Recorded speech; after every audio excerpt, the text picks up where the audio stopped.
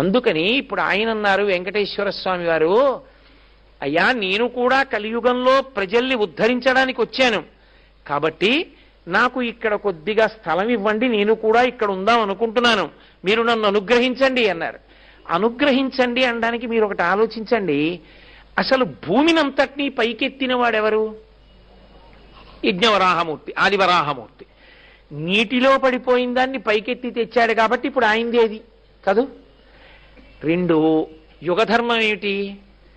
ఆయన పైకెత్తి తేవడం కాదు, ఆయన ముందొచ్చి అక్కడ పాకేసుకున్నాడు కాబట్టి ఆయనదే పట్ట.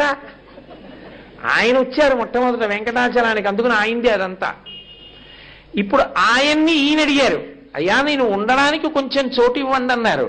యుగధర్మం ఏమన్నారో తెలుసా? స్థలం మౌల్యేన గృహ్యతాం, డబ్బులు ఇచ్చి తీసుకోండి అన్నారు. చిత్రం ఏమిటో తెలుసా?